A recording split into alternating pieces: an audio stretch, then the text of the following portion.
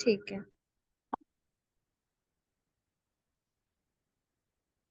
दोष नहीं इन बानी केरो, ए तो दुष्ट दासी की कमाई। अधम शिष्य गुरु को बुरा कहावे, पर सोने नगद स्याही। इस विकृति में वल्लभाचार्य जी की वाणी का कोई भी दोष नहीं है। यह तो उस छलनी माया का असर है जिसके कारण मन में मलिनता आ जाती है। अधम शिष्यों के कारण गुरुजनों की बुराई होती है, किंतु शुद्ध सोने में कभी भी कालिक नहीं लगा करती। अर्थात वैष्णव के अधर्माचरण के कारण ही वल्लभाचार्य जी का मत बदनाम है, किंतु इस अनुयायियों का ही दोष है, वल्लभाचार्य जी का नहीं। उनकी छवि तो शुद्ध सोने की तरह बेदाग है। इसमें आंटी, जैसे हमारी जो मतलब कि जो शिक्षा कभी खराब नहीं होती। हाँ, जो शिक्षा देने वाले होते हैं, जो हमारा ज्ञान होता है, उसको हम कैसे देख रहे हैं, कैसे हम उसको सुन रहे हैं, कैसे हम उसे व्यवहार में ला रहे हैं, वो हमारे ऊपर डिपेंड करता है। लेकिन जो हमारा ज्ञान है वो सही है, वो गलत नहीं है। सभी के लिए है, जिसके भी मतलब जिसके भी जो ग्रंथ है, जो जिसको मानते हैं, वो किस तरीके से उसे मानते हैं, वो उनकी उनकी सोच पर आधारित करता है। लेकिन कभी भी ग्रंथ गलत नहीं होते। जैसे यहाँ पे बहुत से कह देते हैं कि गुरु नहीं बनाने चाहिए, गुरु ऐसे हैं, गुरु वैसे हैं, गुरु ये करते हैं, गुरु वो करते हैं। उनका ज्ञान गलत नहीं है, वो ज्ञान सही देते हैं, लेकिन हम उन्हें किस भाव से देख रहे हैं, हम उनके अंदर क्या चीज हम उनसे लेना चाह रहे हैं, वो हम सोच रहे हैं, हमारे भाव प्रकट हो रहे हैं। बिल्कुल। और उन्हीं के आधार पर ही फिर गुरु की बुराई हो जाती है, लेकिन गुरु बुरा बुराई हो जाती है। गुरु बुरे नहीं होते, ना ही उनका ज्ञान बुरा होता है। ऐ बानी तुम नहीं पहचानी, या में विद विद के प्रकाश। इन प्रकाश में खेले श्री कृष्ण जी, रमे अखंड लीला रास। हे वैष्णवो, तुम्हें वल्लभाचार्य जी की इस वाणी की महत्ता का आभास नहीं है। इसमें अनेक प्रकार के ज्ञान के रत्न छिपे हैं। उनके स्पष्ट होने से ही यह विदित होता है कि इस बेहद में श्री कृष्ण जी महाराज की अखंड लीला कर रहे हैं। हे वैष्णवो, तुम्हें वल्लभाचार्य जी की इस वाणी की महत्ता का आभास नहीं है। जो जो हमारा ग्रंथ है, जो हमारी वाणी है, उसका एहसास हमें तब तक नहीं होगा जब तक हम उसके अंदर नहीं उतरने के। एक तो हमने बाहर से चौपाई पढ़ दी, लेकिन हम उस पे कितना चल रहे हैं, हम कितना उसको अपने अंदर ग्रहण कर रहे हैं, वो तब तक नहीं पता लगेगा जब तक हम उस पर अपनी चलनी नहीं बनाएंगे। और उस पे चलनी बनाने के लिए हमें निरंतर प्रयास करना होगा। ये नहीं कि हमने आज पढ़ ली, कल छोड़ दी, परसों पढ़ ली, फिर छोड़ दी। नहीं, हमें अपने अपनी जो दिनचर्या है, हमें अपनी अपनी कंटिन्यू रखनी है, हमें छोड़नी नहीं है। देने वाला तो वो मालिक है, जब उसकी इच्छा होगी वो खुद देगा।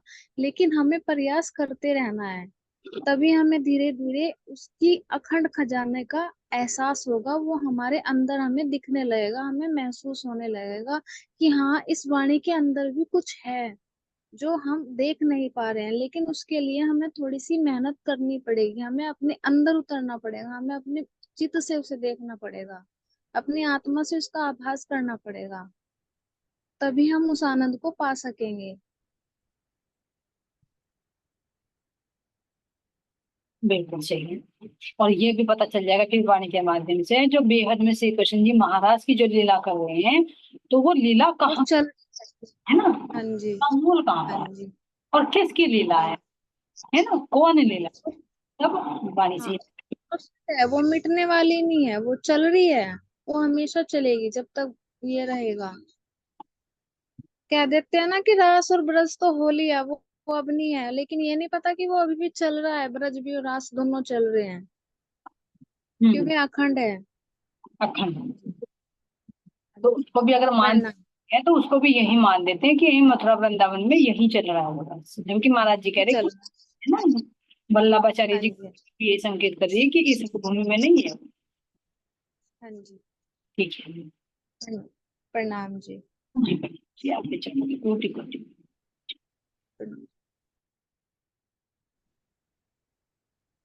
बोलो श्री प्राणनाथ प्यारे की जय, श्री सतगुरु महाराज की जय, तीनों पुरी धाम की जय, धाम की धीम की जय, विष्णु कन्हैया लाल की। प्रणाम सभी के चरणों में कोटि कोटि प्रेम। चलते हैं गीतक साहिब की ओर सुंदर साथ जी। तो कौन सी चल रही है? श्री कृष्ण जी के प्रेम भरी लीला, है ना। तो कैसे हाथी राम जी को बताते हैं कि उनसे ना पूछते हुए भी, ना बताते हुए, दिल में कुछ ना होते हुए भी कैसे इच्छा उपजाई। उनके दिल में नहीं था कि कुछ माया की मांग करूं, लेकिन बार बार पूछकर उनके मुख से कहलवाई दिया। तो उन्होंने क्या कहा, क्योंकि वे तो एक सामान्य बालक, लेकिन अगर ये पूछते कि भाई कौन बालक है, क्यों पूछ रहा है, थोड़ी सी अगर बुद्धि की सेंस होती तो जरूर पूछती। लेकिन यहाँ तो दिल पर कब्जा कर लिया ना, बुद्धि तो सेंसलेस, बस प्रेम की मस्ती में मस्त होकर ये देख रहे हैं कि छोटा सा बालक है, और बस बार बार कह रहे हैं कि भला तू क्या पूछ रहा, क्यों पूछ रहा बार बार, क्या मुझे दिलवा देगा, तेरे में है इतना दम, क्योंकि छोटा सा बालक क्या दे सकता है ना।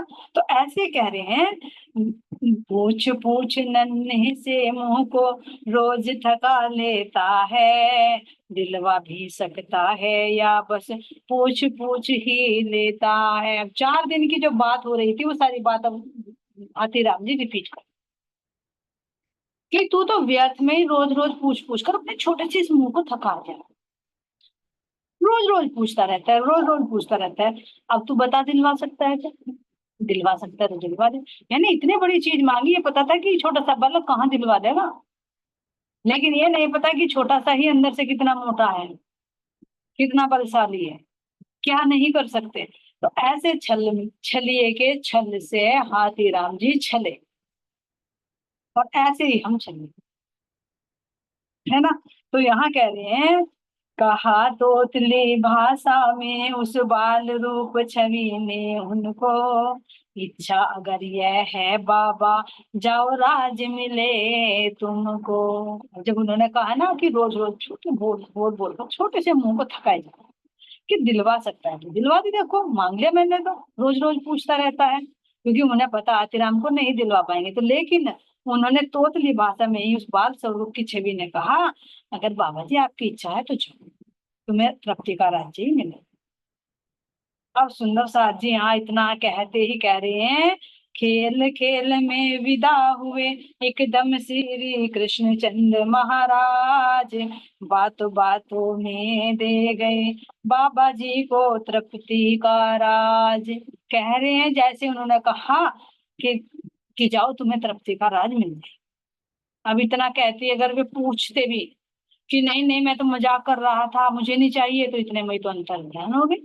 शिवमंतर कर लो, पकड़ लो किसको पकड़ोगे, है ना। क्योंकि हंसी ठिठोली करना, जैसा आता है ना, लक्ष्मीदास जी का भी आता है दिल्ली के पास में जो प्रसंग आता है कि 7वें दिन तुम्हारे से जागनी होगी और सकुमार की आत्मा जागृत हो जाएगी, है ना, वो मिल जाएगी। तो कैसे उनकी हंसी करी, दर्शन देते रहे। 8वां दिन जहाँ आया तो उन्होंने पूछा कि आज तो 8वां दिन है, तो 7वां दिन है आज, तो बताओ उनकी जागनी होगी, तो छूमंतर हुई, रह गए क्यों, इतना मान सम्मान मिल रहा था, इतना महाराज जी के बराबर में बैठे हाँ कि मेरे से जागनी होगी। ऐसी हंसी ठिठोली करते हैं सूरज। ऐसे यहाँ पर कि जैसे उन्होंने कहा कि जाओ तुम्हें तृप्ति का राज मिलेगा बाबा जी, अगर तुम्हारी इच्छा है, तुम्हें तो अंतर ध्यान हो गए, वे कुछ भी नहीं गए, तो बातों बातों में उनके तृप्ति का राज दे दिया। अब उसका करना भी कुछ ना कुछ। तो उधर जो तृप्ति का जो राजा था, जब वो रात को सोया तो उनको सौपन में जाकर कह दिया, क्योंकि करनी है ना व्यवस्था। तो उन्हें जाकर जो तृप्ति का राजा था उसको सौपन में जाकर कहा कि हे राजा सुन, तेरी जिंदगी ना बहुत कम है, केवल 8 दिन तेरे पास है। अब उस राजा का कोई संतान भी नहीं थी, तो श्री कृष्ण जी ने सौपन में कहा, अब तेरे कोई संतान तो नहीं है, अब तू ये बता इस राज्य को ऐसे ही छोड़ के चले जाए। फिर तेरी अंत्येष्टि कौन करेगा? तो अंत्येष्टि करने वाला भी चाहिए। तो उन्होंने पूछा कि बताइए मैं किसको ये राजपाट सौंपूं? तो उन्होंने कहा कि यहाँ पर इसी टेकरी पर, तुम्हारे राज्य के अंदर इसी टेकरी पर एक हाथीराम नाम का महात्मा है। वो बहुत अच्छा भक्त है ना। और जब भक्त है, वो महात्मा भी है, तो तू जा सारा राजपाट उसको सौंप दे 8 दिन के अंदर, क्योंकि समय बहुत कम है। 8 दिन में तुझे सब कुछ करना है। उसके पास जा, उसे कहे, वो तेरा राजपाट सारा संभालेगा। और उसे पुत्र रूप में अंगीकार कर ले तो वो तेरा उत्तराधिकारी भी बनेगा और तेरे अंत्येष्टि यानी अंतिम क्रियाक्रम भी करेगा, जिससे तेरी मुक्ति हो। और कैसे मुक्ति होगी? क्यों? कितना बड़ा सौभाग्य होगा, क्योंकि वो उच्च कोटि का महात्मा। अगर किसी महात्मा के हाथों से किसी का अंत्येष्टि हो जाए तो उसका तो अहोभाग्य होता है।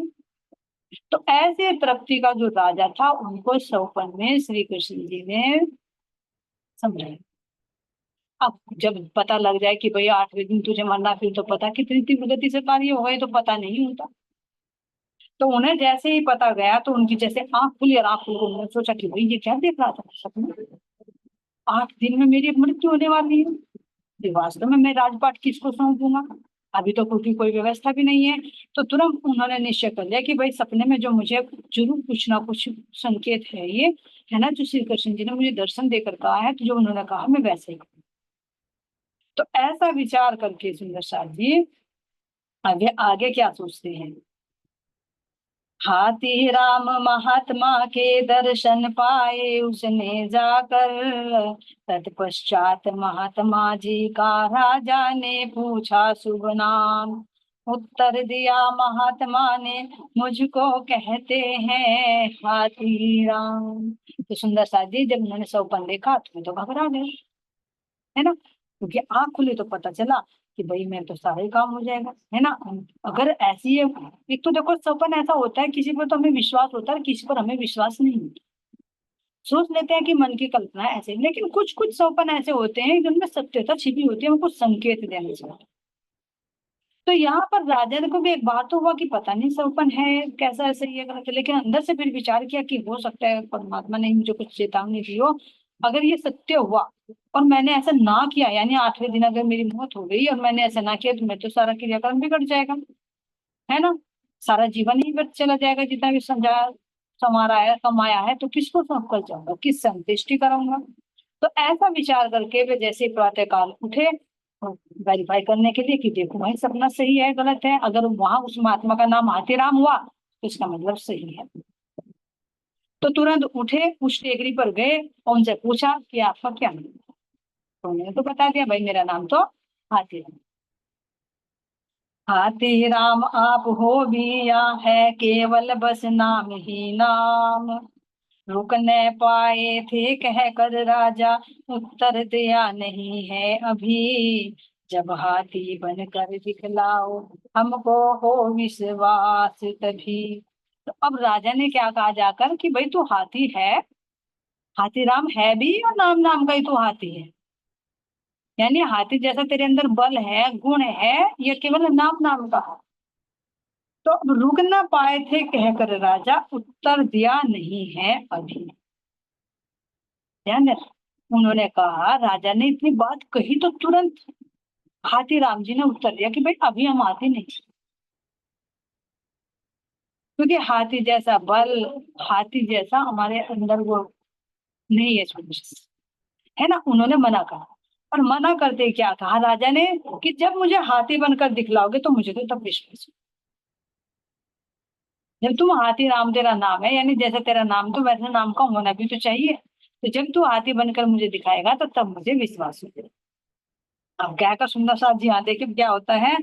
ऐसा कह कर दिखलाएंगे यदि एक बात मंजूर करो, लीद उठानी पड़े हमारी तुमको खुद स्वीकार करो। अब देखो क्यों कहा हाथी बनकर दिखाओ, क्योंकि अब ये परीक्षा लेने के लिए आए कि जो सौपन में कहा तो नाम तो हाथीराम बता दिया, लेकिन जो कहा था कि बहुत पहुंचे हुए महात्मा है उनके पास जाओ। तो यहाँ राजा परीक्षा ले रहे हैं। देखो एक सामान्य राजा महात्मा की परीक्षा ले रहे तो बहुत गलत पड़ जाता, सुंदर सा जी भारी पड़ जाता। इसलिए कभी हम भी ये सोचे कि भाई बड़े हैं, गुरुजन है या कोई है, चलो हम उनकी परीक्षा, हम ही फंसेंगे उनकी। पहला हम उस सामर्थ्य में तो आ जाए, उस लेवल पर तो आ जाए जो परीक्षा के लेना। क्योंकि परीक्षा किसकी ली जाती है? जो अपने से छोटा हो। तो सुनना सर, मान लीजिए कोई एक परीक्षा देने वाला होता है ना, और एक परीक्षा लेने वाला। तो परीक्षा जो लेने वाला तो उसको तो हर चीज का पता होता है, लेकिन जो देने वाला होता है उसकी टेस्ट लिया जाता है कि कितना दे। इसी तरह से यहाँ पर ये महात्मा जी की परीक्षा देने के लिए, तो राजा तो उस लेवल में नहीं पहुंचे हुए जहां पर महात्मा पहुंचे हुए हैं।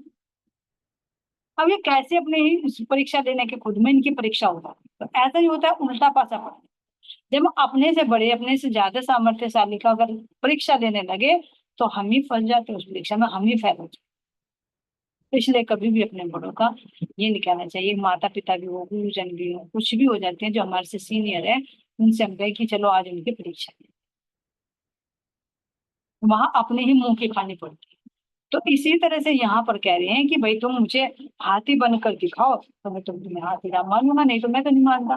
तो उन्होंने भी चैलेंज दे दिया कि ठीक है, अगर तुम हाथी मैं बनकर दिखाऊंगा, है ना, लेकिन तुम्हें एक शर्त मेरी माननी पड़ेगी।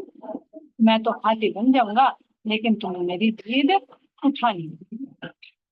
अब राजा को तो नहीं पता कि सचमुच में हाथी बन जाएगा, तो तैयार हो गया, ठीक है, देखे तो भाई कितना बल है तुम्हारे अंदर। राजा ने यह शर्त महात्मा की स्वीकारी, खुश होकर लेद उठावे अपने हाथों, दर्शन दो हाथी बनकर। देखे तो तुम्हारे अंदर कितना बल है, कितना सामर्थ्यशाली, कितने पहुंचे हुए हो। ठीक है, हम तुम्हारे लिए उठाएंगे, अपने हाथों से उठाएंगे, तुम हाथी बनकर देखो।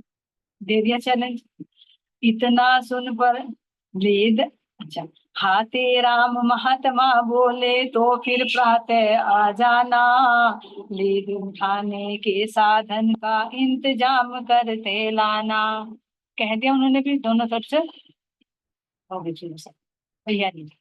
उन्होंने कह दिया ठीक है, हम अपने हाथों से उठाएंगे, तुम हाथी बनकर दिखाओ। उधर हाथी राम महात्मा जी ने भी कह दिया ठीक है, तो भाई कोई बात नहीं, मैं तेरे चैलेंज स्वीकार करता हूँ। अगले दिन तो ऐसा करना, लीद उठाने का साधन लेते, है ना। इतना सुन प्रणाम कर उनको राजा ने प्रस्थान किया, रात फिर दर्शन करने को उस स्वरूप के पहुंच गया। अब यहाँ तो प्रणाम किया और चले गए। अगले दिन फिर आए, प्रणाम किया। अब आते ही क्या कह रहे, जहां तक भी दृष्टि पड़ी वहां तक उनको नींद ही नींद, नींद ही नींद नजर आई। पहाड़ के पहाड़ नींद हो गए। अब वो तो सोच रहे थे चलो हाथी बन जाएगा तो एक दो दिन करेगा तो हाथों से ही उठा लूंगा, कुछ करूंगा, है ना। तो जहां भी दृष्टि पड़ी, जिधर भी पड़ी, तो मीलों तक नींद नींद उनको पड़ी पड़ी।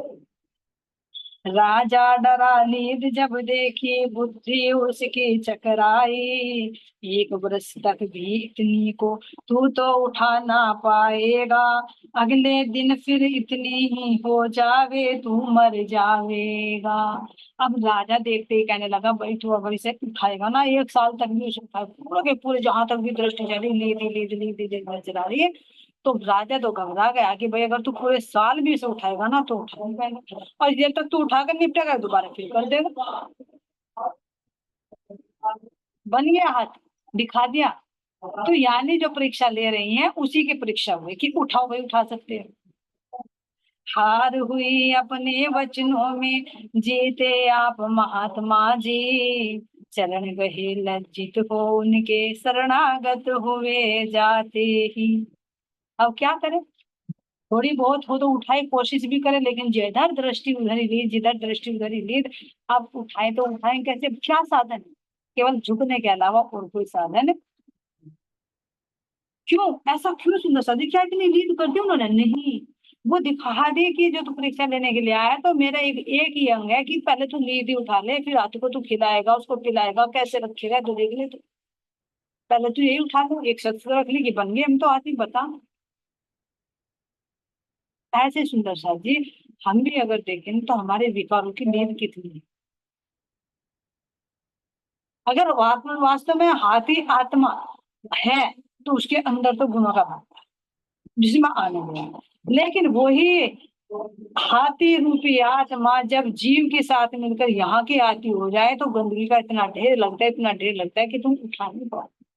जिधर दृष्टि डालोगे उधर विकार ही विकार, विकार ही विकार, गंदगी ही गंदगी होगी। तो कह रहे और एक को समेटोगे तो दूसरी गंदगी आ जाती है, तो जीवन नष्ट हो जाएगा, लेकिन ये विकृति नहीं जाएगी जब तक ये जीव अपने आप को आत्म भाव में नहीं रहेगा, आत्मा जागृत नहीं। तो यहाँ सुंदर साथ जी कह रहे हैं कि तुरंत उनके शरणागत हो गए, उनके चरणों में पकड़कर उनसे माफी मांगे कि मुझे माफ कर दो, मैंने आपकी परीक्षा लेने का ये दुस्साहस किया। रज को उठा तभी आश्रम की, राज तिलक कर दिया स्वम, राजा तृप्ति के तुम अब से नहीं रहे हैं, अब से हम। तुरंत इतना भाव हो गया कि वही जहाँ थे ना, वहीं उसी आश्रम की धूल को, मिट्टी को उठाया और उनके तिलक कर दिया कि आज से ही तू तृप्ति का राजा है, मैं राजा, तू राजा। क्यों? क्योंकि जो उन्होंने सोपन में बात सुनी थी उस पर उनको पक्का विश्वास कि हाँ भाई हाथीराम भी है इसका नाम, और उन्होंने कहा था कि पहुंचे हुए शुद्ध महात्मा है, तो यानी शुद्ध महात्मा भी है, क्योंकि अगर मैंने चैलेंज दिया तो उन्होंने स्वीकार कर लिया, तो दिखा दिया, तो यानी मेरे मुझसे अच्छी तरह से संभाल लेगा, पहुंचा हुआ कोई छल कपट इनके अंदर नहीं है, सच्चे बात। तो ऐसे सुंदर साहब जी उन्होंने तुरंत कह दिया, और कह दिया आज से तृप्ति का राजा तुम हो, मैं नहीं। और सारा वैभव, सबका जो अधिकार है, सब कुछ मैं आपको समर्पित कर, जितनी मेरी धन दौलत है, जितना मेरा राजपाट है, जितनी प्रजा का मैं स्वामी हूँ, सबका स्वामी आज से तुम। इस तरह से तृप्ति के राज्य का राजा किसको बना दिया सुंदर साहब जी? हाथीराम पाटिल जी। बोले कृष्ण कन्हैया लाल की जय। फंसा दिए माया में। अब सुंदर साहब जी यादव को क्या कह रहे हैं? मैं हूँ सिर्फ 4-6 दिन का, कुछ घड़ियां बाकी है शेष, इसी वास्ते सौंप रहा हूँ हाथ आपके सभी प्रदेश। बता देते ना कि मेरी तो आयु केवल 8 दिन की है ना, अभी 4-6 दिन ही बची, क्योंकि 8 दिन में 1-2 दिन तो बीत भी गया, परीक्षा उनके पास गए, फिर अगले दिन लीड उठाने के लिए आए, तो 2 दिन तो बीत ही गए, है ना, तो 6 ही दिन बचे हैं। तो कह रहे हैं कि अब मैं आपके हाथों में सारी जिम्मेदारी सौंप रहा हूँ, मेरा सारा उत्तरदायित्व तो आपका है, और आज से आप ही इनके सबके महाराज। हम तो उऋण हुए अब इससे सौंप दिया सब तुमको आज, हाथी राम महात्मा को जब वैभव राज हुआ उपलब्ध, बाल रूप एकदम याद आया, मन के कान तोतले शब्द। अब आई होश,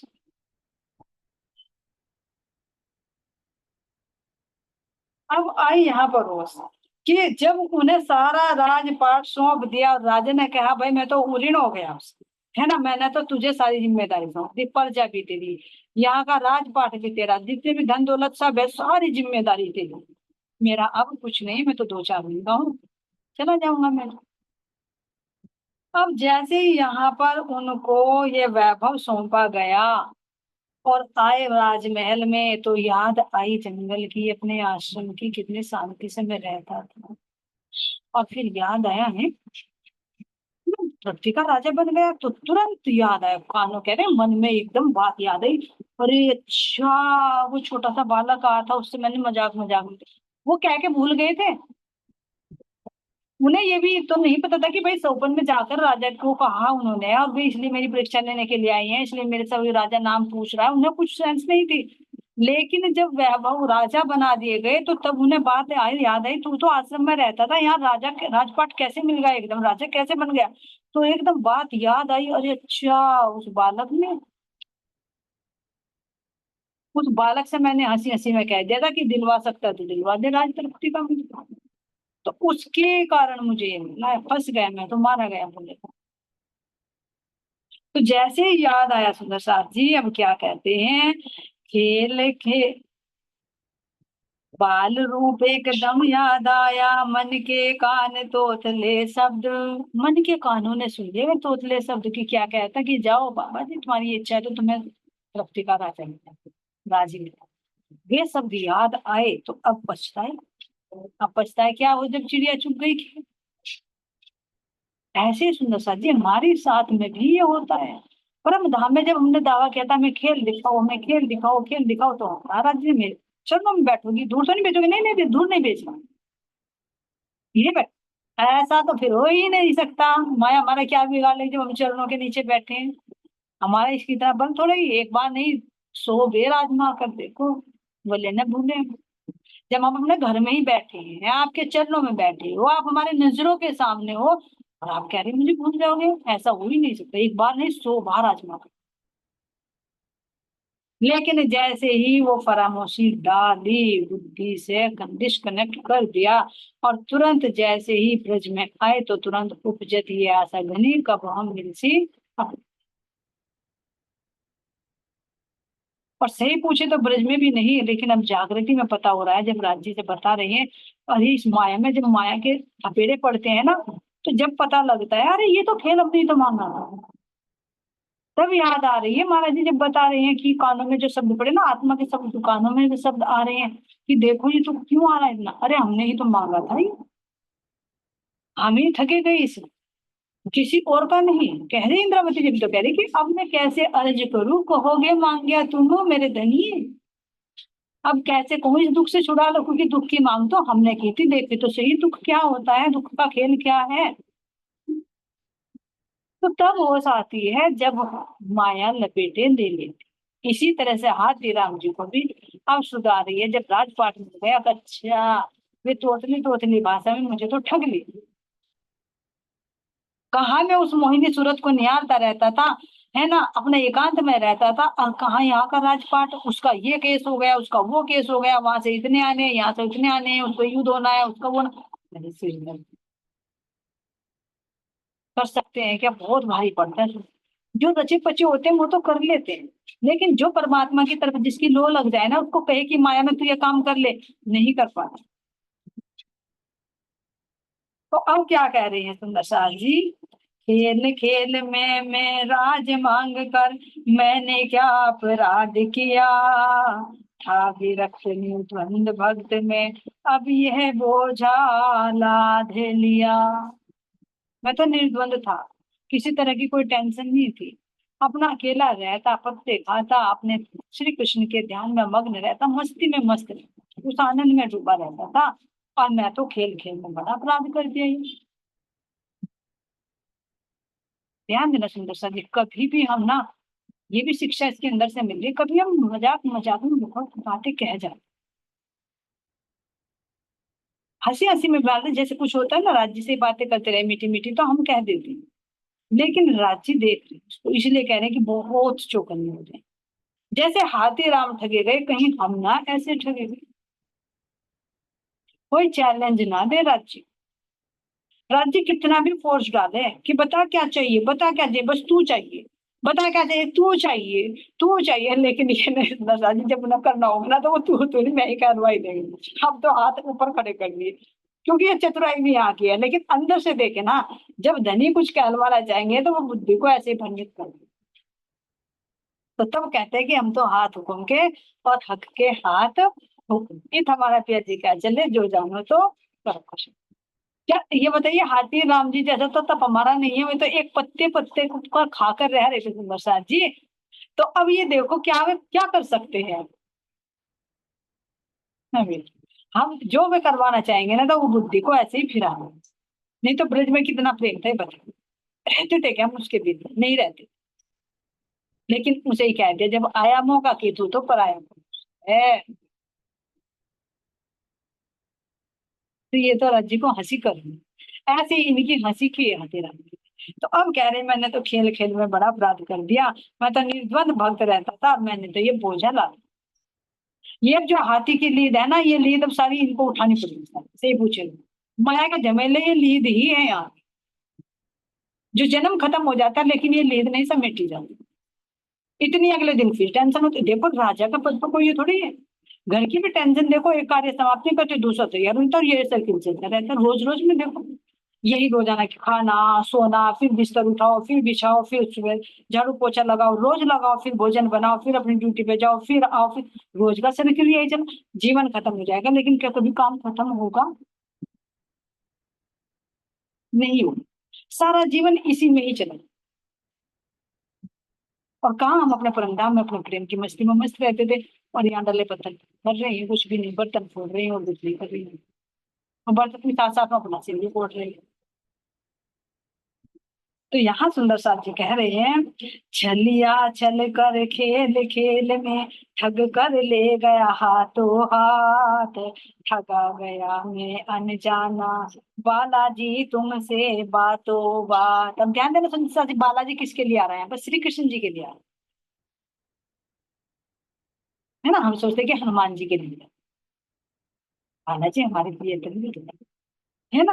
तो यहाँ पे कह रही हैं कि छलिया छल कर खेल खेल में ठग कर ले गया हाथों हाथ, तुरंत मीठे कोमल कोमल हाथों से लगा लगा कर चस्का मुझे मीठी मीठी तोतली तोतली भाषा से, और ठग कर मुझे खेल खेल में दे, है ना।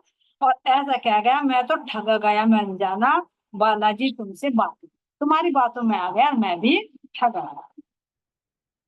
हा जी फूक मार कर हाथी राम, बिलख हो उठे विरह अग्नि में ले ले कर बालाजी नाम। अब रोने लगे। वास्तव में समझ रोना महसूस करके देखिए। अगर हम अपने धनी के ध्यान में बैठे, अपनी भक्ति में बैठे, अपनी चर्चा में बैठे हो, और कोई आकर उसमें विघ्न डाल दे, हम माया में फंस जाए, तो अंदर से हुक हुक करके दे इंद्रावती बोले, ये श्वास भी सूखी अंग में, कहा भी सूखी अंग में, और श्वास भी छोड़ियो संग, तब तुम पर्दा डाल के मोहि दियो अपना। जब ये पता लगे कि मैं तो ठगी गई, दिन दहाड़े लूट ली माया ने, तो अंदर में रूठ उठती। तो अब यहाँ पर हाथी राम जी बोले हैं कि हाय बालाजी, हाय बालाजी, है ना। फूंक मार मार कर हाथी रोम बिलक बिलक कर गिरे अग्नि में, बालाजी का नाम नहीं लेकर रोने लगे। मैं कितना अभागा था कि मेरे श्री कृष्ण मेरे सामने आए, और बातों बातों में मैंने उनसे न मांग कर ही मांग लिया। ऐसी सुंदर शादी जब सतगुरु सामने होते हैं, वे सामने से अंतर ध्यान हो जाए, फिर उनकी याद आए, तो रूह तड़पने के अलावा और कुछ नहीं। जब माया लपेटी ली, तो यहाँ रो रो कर कह रहे हैं, हाथी राम भगत बहु तेरा, बाला बाला चिल्लाया, किंतु मोहिनी छवि बालाजी की फिर देख नहीं पाया। जो हर पल उस छवि में डूबे रहते थे, तो यहाँ हाथी राम बहुत बालाजी बालाजी कहकर बहुत चिल्लाया, लेकिन वो सुंदर छवि श्री कृष्ण जी की उन्हें कभी देख नहीं पाया।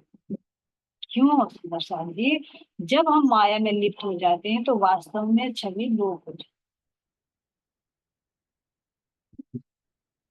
और जब हम संसार को छोड़कर धनी को महत्व देते हैं, तो धनी सामने होते हैं, लेकिन जब धनी से पीछा फेर लेते हैं, माया को देखने लगते हैं, तो धनी तो खुद आड़ा पर्दा ले लेते हैं। कोई बात नहीं, तुझे संसार देखना है तो तू संसार। राज्य भार सबके लिकला का चिन्ह मात्र कर छोड़ गए, मोहन मोहन तुमसे किंचित एकदम रिश्ता तोड़ गए। कह रहे कि ये राज्य भार जो एक जहर की भांति है, चिन्ह मात्र कर छोड़ो, है ना। ये जो राज्य का भार आपने मुझे दिया है, केवल आप चिन्ह मात्र मेरे पास में ये छोड़ो। उनकी सुंदर मोहिनी छवि नहीं नजर आ रही। देखो कितना कितना खजाना लुट गया उससे। विचार करें इस जगह अपने आप को खड़ा हो, जिस पल हम अपने परमात्मा के ध्यान में रहते हो, हर पल उनकी छवि होती है, और 5 दिन तक सामने आकर सजना भी करी हो, और वो छवि लोप हो जाए, तो कितना विनय हो। लेकिन हम निष्ठुर ऐसे हैं, कठोर ठीक हृदय के ऐसे हैं, फिर भी हम माया में मस्त होते हैं, लेकिन हाथीराम की भांति रोते नहीं बिलखते। तो हाथीराम जी कह रहे हैं कि केवल ये राज्य का पाठ मुझे अपने चिन्ह के रूप में दे गए हैं, और मोहन मोहन तुमसे किंचन, हे मोहन तुम्हें तो किसी से मोह ही नहीं है, तुमने तो एकदम रिश्ता तोड़ दिया, निर्मोही हो गए तुम तो। निर्मोही, क्योंकि मोह नहीं है, मोह विकार होती है, उनको प्रेम है। लेकिन यहाँ कह रहे हैं तुम तो मोह तोड़कर एकदम रिश्ता तोड़ दिया। राज राज तिलक की रस्म अदा हुई, गद्दी पर पधरा कर उनको आदर किया पर जाने सारी, हाथी राम महात्मा को।